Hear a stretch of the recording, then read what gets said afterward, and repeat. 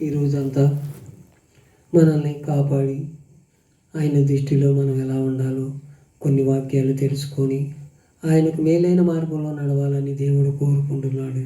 మనం అలాంటి వారిగా ఉంటున్నామా? దేవుని లోబడే వారంగా ఉంటున్నామా? దేవుడి మీద చనుగే వారంగా ఉంటున్నామా? గొనిగే వారంగా ఉంటున్నామా? ఈరోజు కొన్ని వాక్యాలు తెలుసుకుందాం. యాకోబు పత్రిక 4వ అధ్యాయము 7వ వచనాన్ని నేను చదువుతున్నాను. అందరూ బైబిల్ ఉంటే తీసి చదవటానికి ఇష్టపడండి. దేవుని రాజ్యం కట్టబడాలంటే ఆయనను ముందల మనము ఆయన ఎతికే వారంగా ఉండాలి, ఆయనకు లోబడే వారంగా ఉండాలి, ఆయనతో అంటుకట్టబడే వారంగా ఉండాలని ఒక సేవకుడిగా మీ అందరినీ కోరుకుంటున్నాను. యాకోబు పత్రిక 4వ అధ్యాయం 7వ వచనం. కాబట్టి దేవునికి లోబడి ఉండండి, అపవాది ఎదురించుడి, అప్పుడు వాడు మిమ్మల్ని మీ వద్ద నుండి పారిపోవును అంటున్నాడు ఇక్కడ యాకోబు గారు. అపవాదిని ఎదిరించాలంట. ఎప్పుడు? మనం దేవుడికి లోబడి ఉన్నప్పుడు. మనమైతే అలా ఉంటున్నప్పుడు దేవుని మీద సనుక్కుంటున్నాం, దేవుని మీద గొనుక్కుంటున్నాం. ఒక్కోసారి నాకెందుకే వీళ్ళు చేయట్లేదయ్యా, పక్క వాళ్ళకి చేస్తున్నావయ్యా, ఎదట వాళ్ళకి చేస్తున్నావయ్యా, నాకన్నా వెనకాల వచ్చిన వాళ్ళకి చేస్తున్నావయ్యా, నాకన్నా అయ్యా ఏమి చేతగాని వాళ్ళకి చేస్తున్నావయ్యా అని మనం కొనుక్కుంటాం. ఆయన నీకోసం ఏదో ముందుగానే సిద్ధపరిచించాడు, నీకోసం నా కోసం ముందుగానే సిద్ధపరిచించాడు. అది మనల్ని ఎప్పుడూ కూడా నిర్లక్ష్యం పెట్టకూడదు. దేవుని సన్నిధిలో కనిపెట్టుకొని ప్రార్థన చేసి అపవాదిని ఎదిరించాలి. ముందర అపవాది తంత్రాలు మన మధ్యకి జరగటానికి వీలులేదు. అపవాదితో మనం పోరాడే శక్తిని మనకు యేసు ప్రభుల వారిని కూడా 2-3 సార్లు గద్దించాడు. ఈ బండ మీద నుంచి దూకు, నీ రాయి తగలకుండా ఉంటుందేమోనని ఒకసారి, ఈ రాళ్ళు రొట్టెలుగా చేసుకొని తినమని. అప్పుడు ఏం చూపించాడు ఆయన? వాక్యం మాత్రం ఏం చూపించాడు? ఆయన మాత్రం ఎదిరించాలి. వాక్యంలో నువ్వు చదవలేదా అన్నాడు. అది అబ్బకు పారిపోయాడు. ఆ వాక్యం అనే విత్తనం మనలో ఉండాలి, అది ఫలింప చేయాలి, నూరంతలుగా ఫలింప చేయాలని దేవుడు కోరుకుంటున్నాడు. ఆ వాక్యం నీలో నాలో ఉందా? ఆ వాక్యం ఉంటే సాతాను అపవాది మనల్ని ఎదిరించడానికి, మనల్ని దగ్గరికి రావటానికే భయపడతాడు సాతాను. ఆ వాక్యం నీలో నాలో ఉండాలి. ఆ వాక్యమే మనల్ని పోషించింది, ఆ వాక్యమే మనల్ని జీవాధారం అవుతుంది. అలాంటి వాక్యాన్ని మనం నిర్లక్ష్య పెట్టక నిత్యం ఆయన వాక్యాన్ని చదివే వారంగా ఉండాలి. అప్పుడే అపవాది పారిపోతుంది. అప్పుడు మీ యొద్ద నుండి అది పారిపోవని అంటున్నాడు దేవుడు. దేవుడిని కూడా శోధించినా కానీ ఏం చేశాడు? వాక్యం చూపించాడు, అంతే, పారిపోయింది. నువ్వు నేను కూడా వాక్యం చదవకపోతే అపవాదికి చోటిచ్చిన వాళ్ళం. ఈ కొద్దిగేగా ఇదేగా అని చిలికి వానకాలై మన కుటుంబాలని నాశనం చేయటానికి అపవాదికి మనకు చోటిచ్చినట్టు వాడవద్దు. ఎప్పుడూ కూడా మనం వాక్యం చదివే వారంగా ఉండాలి, దేవుని దీవెనలు పొందుకునే వారంగా ఉండాలి. మలాకీ గ్రంథము 1వ అధ్యాయము 6వ వచనాన్ని చదువుతున్నాను.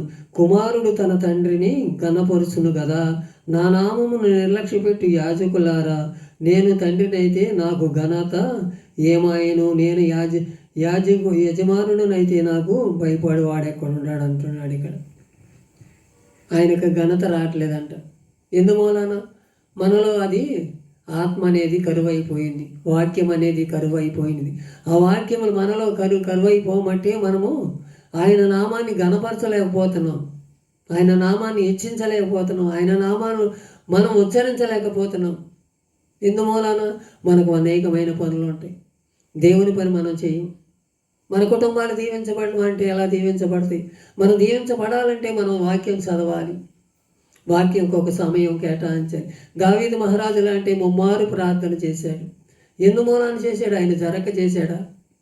గొర్రెలు కాసుకునేవాడిని నన్ను మహారాజుని చేశాడని కృతజ్ఞతగా చేశాడు. నన్ను కూడా చనిపోవాల్సిన వారిని బతికించాడు కదా. ఈ లోకంలో ఉన్నవారిని ఎంతమంది అయినా సరే దేవుని సన్నిధిలో ఆయన కనపడాలని, ఆయన వాక్యాన్ని వినాలని, ఆయనతో అంటుకట్టబడాలని కోరుకుంటున్నాడే తప్ప నిన్ను ఇదే చేయట్లేదు కదా.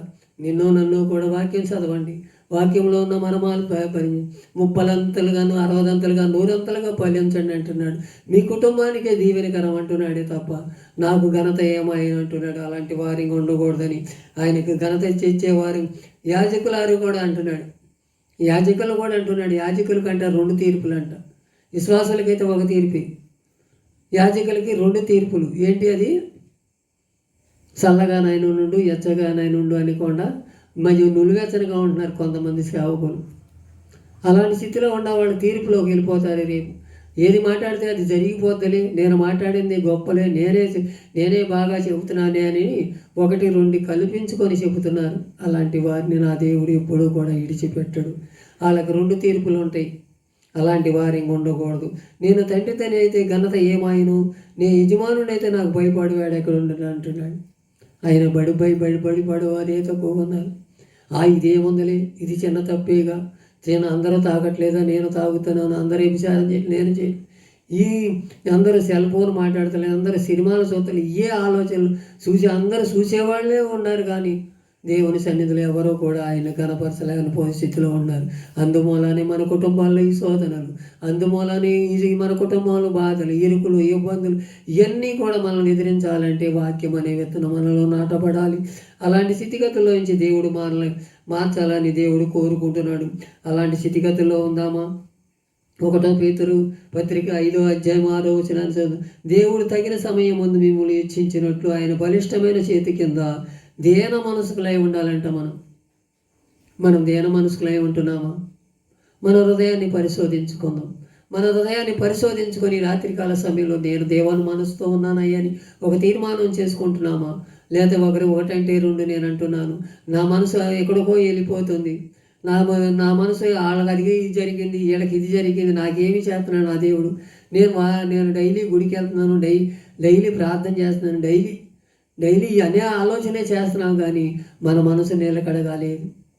ఏదో మనకు కలిసి చేయాలి, మన రోగాలు పోవాలి, మనం ఒకరి మీద ఉన్నతంగా కనపడాలి, ఒకరికన్నా హెచ్చింపుగా ఉండాలి, అంతా మనకే జరగాలి అనే ఆలోచనలో ఉంటున్నాం తప్ప మనం దేవుడికి ఏం చేసాం, మనం ఏం చేసామనేది మనం ఒక తీర్మానం చేసుకోవాలి. రాత్రికాల సమయం నేను నీకు ఏమి చేశానయ్యా, నన్ను ఎంతగా ప్రేమించి నా కోసం రక్తం కార్చి నువ్వు నా కోసం ప్రాణం పెట్టు, నేను నీ కోసం నేను ఏం చేశాననే వాక్యమన్నా చదవలేకపోతున్నాను, మోకరించి ప్రార్థన చేయలేకపోతున్నానే అనే ఆలోచనలో నీవు ఉన్నావా? 10 నిమిషాలు ప్రార్థన చేస్తే చాలు ఎక్కడికో నా చేతులు లాగేస్తున్నాయి, కాళ్ళు లాగేస్తున్నాయి, మోకాళ్ళు నొప్పులు పడుతున్నాయి, వాక్యం చదివితే నిద్ర వచ్చేస్తుంది. ఇలాంటి స్థితిగతుల్లో ఉండకూడదు కదా. మనం దేవుని వాక్యాన్ని చదవాలి, మోకరించి ప్రార్థన చేయాలి. నీ కన్నిటి ప్రార్థనే దేవుడు ఆలకించాలి, నా కన్నిటి ప్రార్థన దేవుడు ఆయన సన్నిధిలో కనపడాలి. మనం నిత్యము మన కుటుంబం గురించి, మా పిల్లల గురించి, విరుగు పొరుగు వారి గురించి, ఎంతోమంది దేశంలో నశించిపోతున్నారయ్యా, నశించిపోయిన దాన్ని ఎతికి రక్షించడానికి లోకానికి వచ్చావయ్యా అని లోబడి మనం ప్రార్థన చేస్తున్నామా? దేవునికి ఘనపరుస్తున్నామా? దేవా నీ చిత్తం ఏంటో నాకు బయలుపరిచయ్యా, నేనేం చేయాలి, నేను ఈ రాత్రికాల సమయంలో నేను నీతో ముచ్చటించాలని, నీతో ప్రార్థన చేయాలని ఆశపడుతున్నాను ఒక తీర్మానం కొద్దామా? అలాంటి స్థితిగతుల్లో నన్ను మార్చబడాలని. అలాగే రోమాపత్రిక 14:11 చదువుకొని ప్రార్థన చేసుకుని, నా తోడు ప్రతి మోకాలు నా ఎదుట ఒంగును, ప్రతి నాలుక దేవుని స్తుతించును అని ప్రభువు చెప్పుచున్నాడని వ్రాయబడి ఉన్నది కనుక మనలో ప్రతివాడు తన్ను తాను గురించి దేవుని లెక్క అప్పగించవలెను. ఇక్కడ ప్రతి మోకాలు యేసు నామమున ఒంగును గాక. నీ మోకాలేంటి, నా మోకాలేంటి, అందరి మోకాలు యేసు నామములో ఒంగును గాక. అలాంటి స్థితిగతుల్లో మనల్ని మార్చబడును గాక. ప్రతివాడు ఇసుకగా తన్ను తాను దేవునికి లెక్క అప్పగించాలంట.